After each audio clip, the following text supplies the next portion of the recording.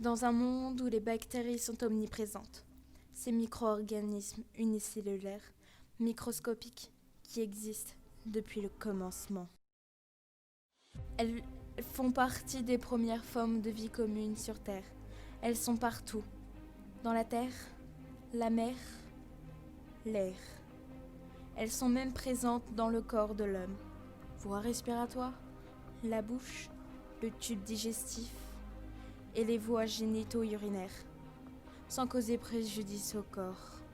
Il existe un petit nombre de bactéries provoquant des maladies. Aujourd'hui, on va parler de la démarche d'identification bactérienne. Alors, premièrement, qu'est-ce que c'est ? La démarche d'identification bactérienne, c'est la mise en place de différents procédés microbiologiques dans le cadre de l'identification d'un micro-organisme inconnu. Donc, à quoi ça sert ? Par exemple, à repérer des contaminations dans une bioproduction, pour savoir si une entreprise a bien respecté les normes d'hygiène de procédés ou de sécurité. D'ailleurs, on ne recherche pas tout le temps de micro-organismes pathogènes, mais c'est plus rigolo que ça en alerte. Comment ça se passe ? Généralement, ça se passe en 3 grandes étapes, c'est-à-dire, premièrement, l'orientation de la bactérie, pour savoir à quelle famille elle appartient.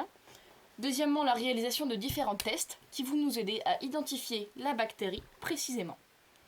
Alors, comment ça se passe ? Plus précisément, d'ailleurs. On commence la plupart du temps avec un frottis de gras, qui va ensuite révéler au microscope 2 informations essentielles. C'est-à-dire si la bactérie est gramme+, donc si elle est bleue au microscope, ou gramme-, donc si elle est rose, et la forme de la bactérie. Donc si elle est ronde, ce sera un coq, et si elle est en forme de bâtonnet plus allongé, ce sera un bacille. J'ai ici un exemple. Donc au microscope, on a observé des bactéries roses en forme de bâtonnet, donc logiquement, ce sont des bacilles gramme-. Et après ça, qu'est-ce qu'on fait ? On se réfère à un tableau comme celui-ci. Orientation famille des entérobactéries. Donc la bactérie a révélé être une bactérie gramme-, et c'est un bacille. Donc on peut ensuite réaliser le test enzymatique oxydase. Si elle est négative, elle sera donc de la famille des entérobactéries. Et si elle est positive, il faudra d'ailleurs se référencer à un nouveau test sur son type respiratoire pour savoir si elle est donc aérobie stricte ou aérobie anaérobie facultative. Après ça, on peut réaliser différents tests. Donc, milieu par milieu, j'ai ici un exemple avec un milieu uriindol, ou une batterie de tests pour savoir si la bactérie est donc réagit positivement ou négativement. Donc, selon par exemple les enzymes qu'elle va utiliser, si elle va catalyser tel ou tel glucide. Nous avons ensuite un tableau comme celui-ci. Ça a l'air compliqué, mais en fait non. Si la bactérie a réagi positivement, on marque un petit plus. Si elle a réagi négativement, un petit moins. Cette bactérie donc inconnue va être comparée avec les résultats de bactéries connues pour ensuite pouvoir l'identifier. Celle avec laquelle elle aura tous les caractères similaires, c'est elle, démasquée. Comme au qui est-ce. C'est rigolo le qui est-ce. Mais il y a plus simple à faire. Comme ceci. C'est joli, hein ? C'est ce qu'on a réalisé au laboratoire en terminale STL biotechnologie. Qu'est-ce que c'est ? C'est très simple. Vous mettez plusieurs milieux différents. Ici, la souche inconnue. Et ici, plusieurs bactéries connues dont vous suspectez être la souche A, donc la souche inconnue. Les milieux, elle va réagir différemment avec chacun d'eux. Et encore une fois, celle avec laquelle elle aura toutes les similitudes. Démasquée. Je vous laisse donc avec ma collègue pour voir la suite. Bonjour, je vais vous présenter les différents milieux utilisés pour l'identification de bactéries. Tout d'abord, le bouillon nitrate. Ce milieu liquide permet de mettre en évidence la présence d'une enzyme du métabolisme énergétique, la nitrate réductase. On ensemence ce milieu avec quelques gouttes de suspension bactérienne, puis on incube 24 heures à 37 degrés. Après 24 heures d'incubation, on peut observer ceci. Si le bouillon nitrate est devenu rouge, il y a présence de NO2-, donc les bactéries sont nitrate réductase+. Si le bouillon nitrate est trouble et n'a pas de coloration, on ajoute de la poudre de zinc. Si le bouillon s'est coloré en rouge, elle est dite nitrate réductase-. Et s'il n'y a toujours pas de coloration, elle est dite nitrate réductase+. Ensuite, le milieu citrate de Simon. Ce milieu permet l'étude de l'utilisation par la bactérie du citrate comme seule source de carbone. L'ensemencement se fait par stries sur la pente, puis incubé 24 heures à 37 degrés, bouchon dévissé. Après les 24 heures d'incubation, on peut lire les résultats. Si le milieu est bleu, elles sont dites citrate plus. Si les milieux est vert et inchangé, avec présence de culture bactérienne, elles sont dites citrate plus.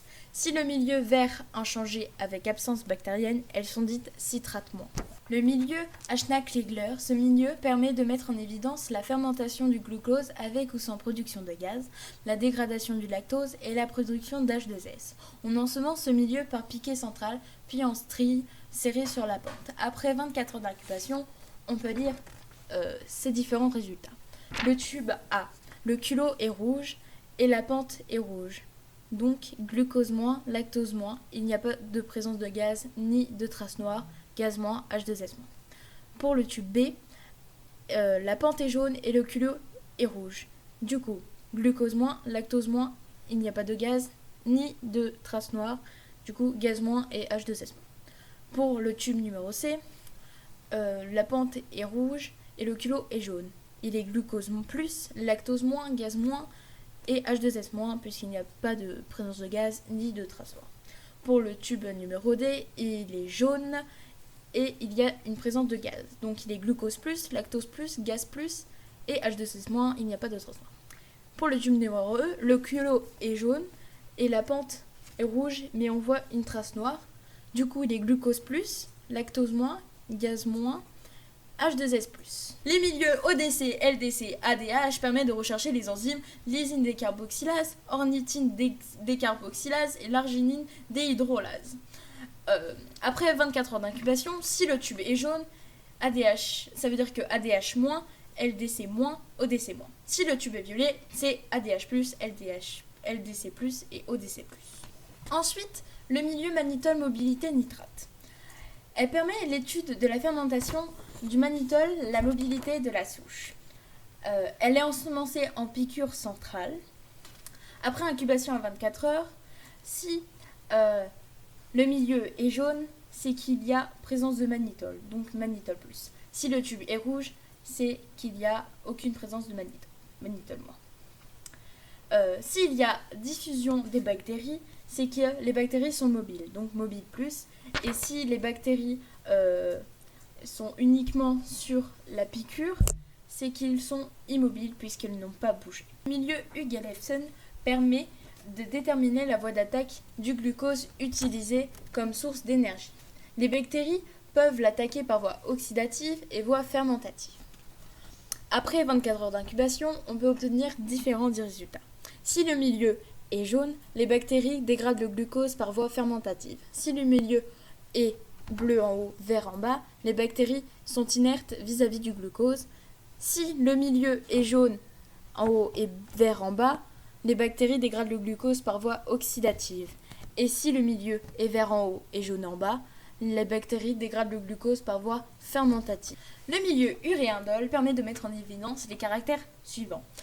La présence d'une uréase, la présence d'une tryptophanase et la présence d'une tryptophane désaminase, la TDA. On l'ensemence par quelques gouttes de suspension bactérienne. Après 24 heures d'incubation, à 37 degrés, on peut obtenir ces différents résultats. Par lecture directe, on peut déterminer l'uréase. Si le milieu est devenu rose, c'est une uréase plus, et si le milieu est inchangé, c'est une uréase moins. Par lecture avec des réactifs, on peut mettre du réactif chlorure de fer et du Covax. Par le chlorure de fer, on peut déterminer la TDA. Si la couleur du milieu est inchangée, c'est TDA-, et si la couleur est devenue rouge, c'est TDA+. Ensuite, pour le réactif de Covax, si le milieu est resté inchangé, c'est le indole-, et si le milieu a une présence d'un anneau rouge, c'est indole+.